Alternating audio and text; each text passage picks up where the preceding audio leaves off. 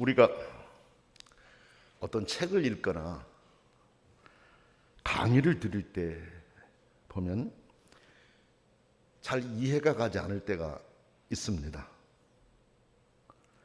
이해를 참 잘하는 사람들도 있는데 그렇지 못하는 사람들도 있습니다.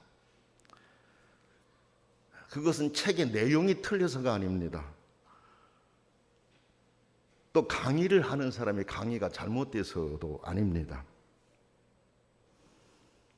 내가 받아들이지 못해서 생기는 경우가 많습니다. 이해를 하고 받아들이는 것은 억지로 되는 것이 아니잖아요. 그렇죠? 자신이 그것을 이해하고 받아들일 정도로 성숙해야만이 가능한 것입니다. 학교에 다닐 때 수학 문제를 푸는데 어떤 학생들은 술술술 잘 풀어가는데 풀어놓은 해설서를 보면서 이해가 되지 않는 경우도 있었습니다. 그 책의 해설이 틀려서 그랬을까요? 아니죠. 그 책의 해설이 틀려서가 아닙니다. 내가 아직 그 내용을 이해할 준비가 되어 있지 않기 때문에 그렇습니다. 어떤 문제를 풀어주는 교사는 정석대로 잘 가르치지만 교사가 가르치는 내용을 이해할 준비가 되어 있지 않으면 아무리 명강이라고 할지라도 그 사람에게는 그게 이해가 되지를 않습니다. 근데 이때 어떤 생각을 하게 되느냐? 내가 이해할 준비가 되어 있지 않다라고 생각하기보다는 선생님이 못 가르친 것 같아. 선생님이 문제가 있는 것 같아. 이런 생각들을 할 때가 있습니다. 그래서 학원을 다니는 사람들은 이쪽으로도 옮기고 저리 옮기고 옮겨봐도 똑같은데 또 옮기고 또 이런 경우들이 많이 있어요. 그렇죠? 세상 일도 그런데 신앙의 일이야 얼마나 더 어렵겠습니까? 성경의 내용은 사람의 말이 아니라 하나님의 말씀입니다. 사람의 말도 이해하기가 어려운데 신이신 하나님의 말씀이니 얼마나 더 어렵겠습니까, 여러분? 믿음으로 받아들이지 아니하면 사실은 받아들일 수 없는 내용들이죠. 믿음으로 우리는 받아들이는 겁니다. 받아들이기 어렵다라는 것을 말하는 것입니다. 오늘 말씀도 그와 같은 상황이 지금 벌어지고 있습니다. 예수님이 말씀을 가르치시자 듣는 유대인들이 받아들일 수가 없다는 생각을 가졌어요. 받아들일 수 없는 말씀이다 이런 생각을 하고 서로 격렬하게 다툽니다. 52절 내용을 보면은 그렇습니다. 그러므로 유대인들이 서로 다투어 이르되 이 사람이 어찌 능히 자기 살을 우리에게 주어 먹게 하겠느냐 그랬습니다. 서로 다투어 이르되 이런 내용이 나오잖아요. 근데 여기뿐만 아니라 유대인들뿐만이 아니라 제자들 중에도 어렵다고 말하면서 누가 들을 수 있느냐 60절에 그렇게 말을 합니다. 60절 볼까요? 제자 중 여럿이 듣고 말하되 이 말씀은 어렵도다 누가 들을 수 있느냐 한데 그랬습니다. 여기 제자들은 12제자와 구별됩니다. 12제자를 말하는 것이 아닙니다. 포함해서 예수님을 믿고 따르던 사람들을 의미합니다. 또 여기 어렵다라고 하는 표현은 귀에 거슬린다는 의미입니다. 귀에 거슬린다는 의미입니다. 이것은 받아들이기 힘들고 완고하고 공격적인 마음이 들어있는 표현입니다. 매우 불쾌한 생각을 하고 있다라는 의미입니다. 매우 불쾌하게 생각하고 있다라는 의미입니다. 이제 뒤에 나오는 예수님의 말씀을 보면 그들이 어떤 마음으로 이런 말을 했는지 우리가 알 수 있어요. 제자들이 예수님의 말씀을 듣고 수근거리는 것을 아시고 예수님이 말씀하시잖아요. 여기 수근거린다는 못마땅하다 생각했다는 것이잖아요. 못마땅하게 생각하는 것을 아시고 예수님이 이렇게 말씀하세요. 이 말이 너희에게 걸림이 되느냐 그랬습니다. 그렇죠? 이 말이 너희에게 걸림이 되느냐. 내 말이 귀에 거슬리느냐 하는 말씀입니다.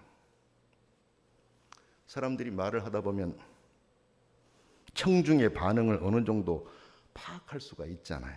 그렇죠? 그런데 여기서는 직접 서로 이렇게 자기끼리 수군거리면서 말을 하고 있으니까 예수님께서 다 아시죠. 다 읽어버리시죠. 그래서 그렇게 말씀을 하신 거예요. 이 말이 여러분에게 걸림이 됩니까? 라고 주님이 물어본 것입니다. 앞에서 제가 여러분에게 설명드린 것처럼 예수님의 말씀이 틀려서가 아니라 그 말씀을 듣는 사람들이 아직 준비가 되지 않았고 마음의 문을 열지 못하고 있었기 때문에 그렇습니다. 그리고 예수님이 하신 말씀은 인간의 이성을 넘어서는 영적인 말씀이었기 때문에 이해하기가 어려웠던 것입니다. 신앙의 일들은 신앙으로 이해하고 받아들여야 하는 영역이라는 것을 가르쳐 주고 있습니다. 또 우리 그것을 알아야 됩니다. 내 머리로 이성으로 이걸 받아들여 보려고 할 때는 막히는 부분들이 한두 가지가 아니죠. 성경의 내용이 틀려서가 아니라 내가 받아들일 준비가 되어 있지 않기 때문에 그렇습니다. 믿음으로 받아들일 때에는 전체적인 것을 다 흡수할 수가 있는 것이에요. 자, 그러면 여기서 예수님이 하신 말씀 가운데 사람들이 이해하기가 어려웠던 부분이 어떤 말씀이었을까요? 성경을 보면 그 내용에 대해서 이렇게 설명하고 있어요. 예수님이 하늘에서 내려온 떡인데 이 떡을 먹으면 영생하리라 하신 말씀이 나와요. 50절부터 51절 말씀 보면 그 내용이 나옵니다.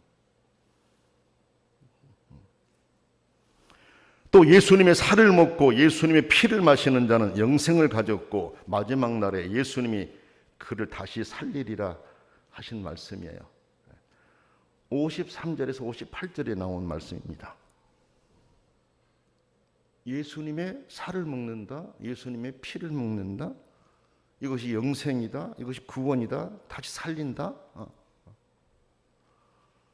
이런 말씀들이었거든요. 그러니까 여러분, 이 말씀들은 믿음의 눈으로 보지 않고 세상의 기준으로 본다면 우리도 이해하기 어려운 부분들 아닙니까? 우리도 이 말씀을 읽어 내려가면서 참 어렵다. 아니 어떻게 이런 일이 있을 수가 있어? 이런 생각을 가질 수가 있죠. 믿음의 눈으로 받아들이고 보기 때문에 아멘하고 읽잖아요. 어렵지만은 어렵다라는 생각을 하면서도 아멘하고 받아들이잖아요. 자, 그럼 여기서 구체적으로 그리스도의 몸을 먹는다는 것은 무엇이고 그리스도의 피를 마신다라고 하는 것은 무엇을 의미할까? 제가 좀 이 폭넓은 의미도 말씀을 드리고 또 성경에서 딱 지적해 놓은 말씀을 갖고도 설명을 드리고 그렇게 하겠습니다. 여기 그리스도의 몸을 먹는다라고 하는 것은 그 큰 의미를 놓고 보게 될 때 예수님의 사상을 공급받아서 우리가 힘을 얻게 되고 내가 정결하게 된다라는 것, 그래서 내가 빛나게 된다라는 것을 의미합니다. 그리고 이로 말미암아 그리스도와 하나가 되어서 그분의 삶을 본받아 살아가게 된다라는 뜻이 포함되어 있습니다. 그리스도의 몸을 먹는다라고 하는 것은 그리스도를 본받아 내가 그리스도와 온전히 하나가 되어 살아가는 삶을 의미한다라는 것입니다. 그리스도의 피를 마신다라고 하는 것은 예수님의 생명을 자신의 중심에 받아들이지 않으면 안 된다라는 것입니다. 내 중심에 예수 그리스도의 생명을 받아들여야 된다라는 말씀입니다. 왜? 피는 생명을 의미하기 때문에 그렇습니다. 그래서 유대인들은 고기를 이렇게 먹을 때 피를 완전히 다 흘려버리고 먹는다고 그래요. 피는 생명이기 때문에 생명을 먹는다라는 생각을 갖지 않기 위해서 완전히 다 빼고 먹는다고 하지 않습니까? 물론 다른 나라들도 그렇게 하겠지만 유대인들은 더더욱 강했었어요. 피를 생명이라고 하는 것에 대한 그 의미가 그들에게는 아주 강하게 작용하고 있었기 때문에 그렇습니다. 그러면 이 말씀의 의미는 결국 예수님의 생명을 우리 마음 중심 깊이 받아들이며 산다라는 것입니다. 예수님을 믿되 피상적으로만 믿는 것이 아니라 그리스도가 온전히 내 마음을 주관하도록 내어드리는 삶을 말합니다. 우리가 이 책을 읽는 것과 한번 조금 비교를 해서 설명을 드려볼게요. 사람이 책을 한 권 샀어요. 그런데 그 책을 읽지 않고 그 속의 내용을 읽어야 되는데 그렇지를 않고 책 제목만 내가 알고 있고 그래서 들고 다닌다든지 책꽂이에 꽂아 놓는다든지 이랬을 때 그 중심 내용이 나에게 아무런 도움을 줄 수가 없습니다. 책 제목만 가지고 상상할 수는 있지만은 책의 내용이 내게 주는 의미를 내가 발견할 수가 없는 것이죠. 왜? 그 책에서 말하고 있는 내용을 모르기 때문에 그렇습니다. 반대로 우리가 그 책을 읽고 나면 그 책의 내용이 내 안에 남게 돼요. 나에게 도움을 주고 그 내용을 다른 사람과 나누고 싶어져요. 책을 읽고 나면 말하고 싶지요. 그 내용에 있는 내용들을 나만 혼자 간직하는 것이 아니라 서로가 이렇게 나누면서 그 의미의 좋은 부분들을 갖고 싶어하는 것이죠. 또 좋은 내용들은 외워보기도 하고 외우기에 수첩에 적어보기도 하고 자주 읽어 내려가지요. 그래서 그 내용과 내 삶이 이렇게 밀접하게 연결되어져 가는 것도 우리가 보게 돼요. 우리가 그리스도의 피를 마신다라고 하는 것은 그런 의미와 유비를 이룬다 이렇게 말할 수도 있겠어요. 즉 예수님으로 인해 온전히 채워서 그분과 온전히 하나가 되라는 말씀이고 그분으로 인해 즐거워하고 그분의 뜻대로 살고 그분을 전하면서 살기를 원하시는 말씀이다 하는 의미입니다. 의미적인 설명을 제가 이렇게 드렸어요. 그런데 여기 이 말씀은 성경에 있는 내용을 갖고 우리가 설명해 보면은 예수님의 살을 먹고 피를 마신다라고 하는 것은 성찬 예식을 예고하신 말씀이다 이렇게 해석을 합니다. 우리가 성찬식 할 때 이것은 예수님의 살이다, 예수님의 피다 그러잖아요. 근데 이것은 그냥 목사가 하는 것이 아니고 예수님께서 그렇게 가르쳐 주셨잖아요. 그래서 주님이 그렇게 하라, 기념하라 말씀해 주셨잖아요. 그렇죠? 그러니까 여기서 예수님이 이렇게 말씀하신 것은 성찬식 이제 그 잡히시기 전에 성찬식을 앞두고 하실 말씀, 그거를 이제 미리 예고해 주신 말씀이다 이렇게 이제 해석을 합니다. 근데 여러분 성찬을 의미한다고 할 때 이것은 지금 요한복음에서 말하는 것을 놓고 볼 때 교회 안에서 행해지는 성찬식에만 국한되는 것이 아니라 그리스도인들의 모든 식사 안에서 그 정신이 배어 있어야 된다라는 것을 가르치고 있다 이렇게 봅니다. 왜냐하면 여러분 성찬식이라고 하는 것은 지금 우리가 이렇게 같이 성도들이 모여서 성찬식을 하면서 우리가 하나가 되고 장차 하나님의 나라에서 그리스도와 더불어 같이 식사하게 되고 같이 지내게 될 이것들을 우리가 미래에 바라보면서 또 성찬식을 참여하잖아요. 우리를 위해서 죽으신 그리스도도 생각하고 또 우리가 온전히 하나가 되어 삶 속에 적용하고 미래를 보면서 이렇게 해나가지 않습니까? 그래서 그 힘을 받아서 삶 속에 식탁 공동체로 실현하기 위해서 우리 성찬식에 참여하게 되고 그걸 주님이 가르쳤거든요. 그런데 요한복음을 보게 되면 여러분들 이 성찬에 대한 내용을 이야기할 때 다락방에서 성찬에 대한 내용이 안 나와요. 그러니까 잡히시기 전에 다락방에서 제자들 식탁에 둘러 앉아가지고 거기서 떡을 떼고 잔을 나누고 먹으라 마시라 이 내용이 요한복음에는 안 나와요. 요한복음에는 어떤 내용이 나오냐? 여기 지금 바로 앞에 지금 6장에 나와 있어요. 6장 바로 앞에 부분에 나와 있습니다. 갈릴리 푸른 바다가 내려다 보이는 벳세다 가까이에 있는 산 위 야외에서의 식사에 대해서 말하고 있습니다. 여러분 요한복음 쭉 뒤에 가보시게 되면은 성찬에 대한 내용을 다루고 있지를 않아요. 그 대신에 바로 여기에 오병이어 사건이죠. 그 말씀을 보면 이렇습니다. 6장 11절에 예수께서 떡을 가지사 축사하신 후에 앉아있는 자들에게 나눠주시고 물고기도 그렇게 그들의 원대로 주시니라 이렇게 말씀하셨습니다. 공감모금서에 보면은 이제 잡히시기 전에 이렇게 그 다락방에서 제자들과 같이 앉아서 이렇게 그 기념하면서 이것은 내 살이다, 이것은 내 피다 이렇게 하면서 나눠줘서 먹게 했지 않습니까? 근데 요한복음에는 그 내용이 안 나온다고. 그 내용이 안 나온 대신에 바로 여기 있는 베세다 광야, 그죠? 여기에서 축사하시고 떼어주시고 먹게 하시는 이 내용을 다루고 있어요. 그러니까 앞에서 그 내용을 다루고 바로 이어서 지금 생명의 떡에 대해서 또 피에 대해 설명을 하고 있지 않습니까? 그렇죠? 이것은 여러분 그리스도인들에게 있어 모든 식사의 의미를 중요하게 여기고 있다고 봅니다. 그래서 그리스도인들에게 있어서 모든 식사는 다 하나의 성찬이 된다라고 하는 것을 말하고 있다. 이렇게 해석을 합니다. 요한복음에서 말하고 있는 것은. 그러므로 그리스도인들은 성찬 예식을 통해 그리스도의 은혜를 체험하고 또한 모든 식사 자리에서도 그 은혜를 생각하면서 식사 자리를 가지고 감사하면서 나눠 먹고 살아가야 된다라는 것을 요한복음은 가르쳐주고 있다고 보고 있어요. 자, 그렇다 보면 우리가 정말 이 가정에서 식사를 하건 밖에서 식사를 하건 이 밥 한 끼를 대하는 이 자세가 얼마나 엄숙해지고 얼마나 감사한 마음이 더 있고 얼마나 더 의미를 부여하면서 식사를 할 수 있겠는가 이것을 생각하게 됩니다. 그렇죠? 자, 이렇게 그리스도의 몸을 먹고 피를 마신다는 말씀의 의미를 이해할 수 있어요. 자, 그런데 이 청중들이 그 내용만 가지고 어려워했었느냐?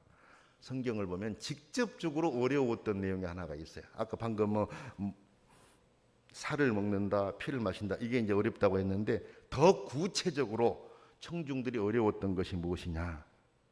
내려왔다라는 것을 믿기 어려웠어요. 내려왔다. 그 내용이 불쾌하게 생각했어요. 내려왔다라고 하는 말이 왜 어려웠다고 생각했냐? 예수님이 하신 말씀을 보면 알 수가 있어요. 여러분 예수님이 하신 말씀 62절 말씀 보세요. 62절 말씀 보게 되면 이런 내용이 나와요. 이 말이 너희에게 걸림이 되느냐 하시고 나서 그러면 너희는 인자가 이전에 있던 곳으로 올라가는 것을 본다면 어떻게 하겠느냐 이렇게 나오거든요. 그럼 내가 있던 곳으로 올라가는 것을 본다면 어떻게 생각하겠느냐? 내려온 것이 내려왔다라고 하는 것을 이해하지 못하고 받아들일 수 없다면 내가 올라가는 것을 본다면 내려온 거 그럼 믿겠느냐?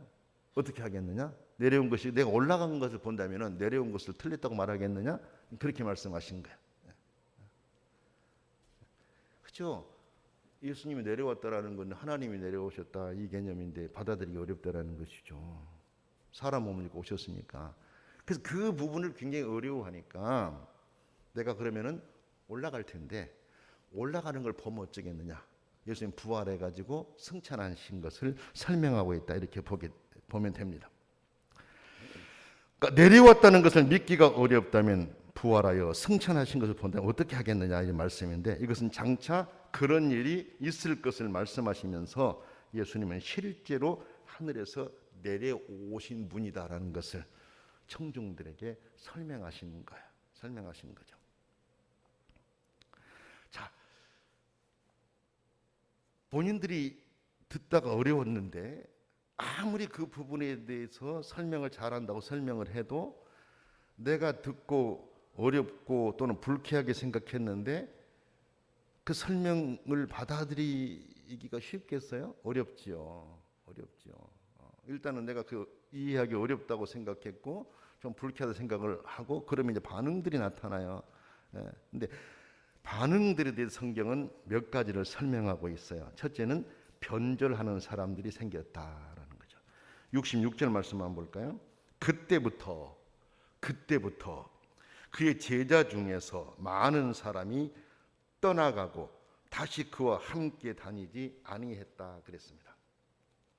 그렇죠?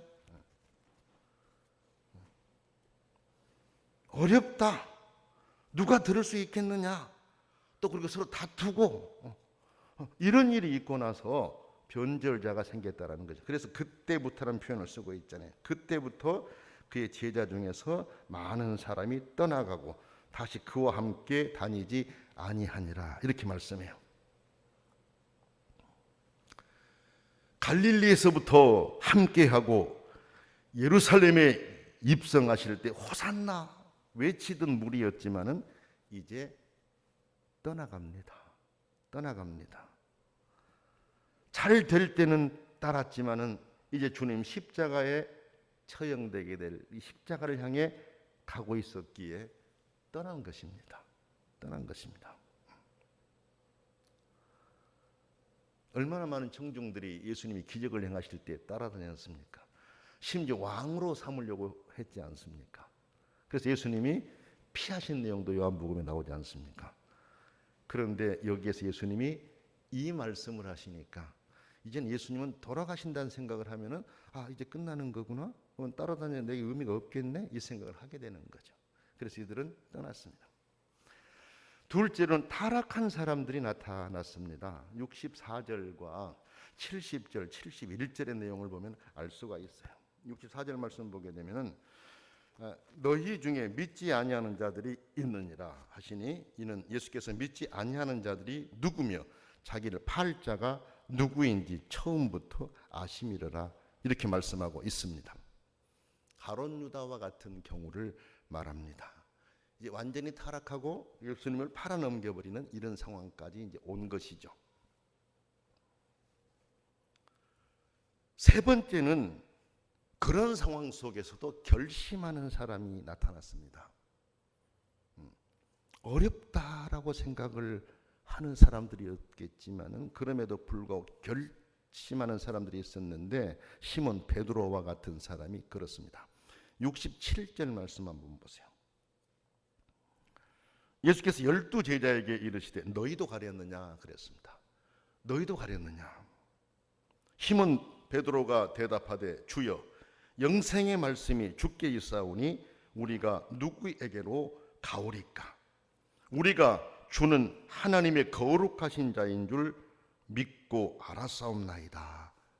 이렇게 더 결심하는 단단하게 결단하는 그런 사람도 있었다라는 것입니다.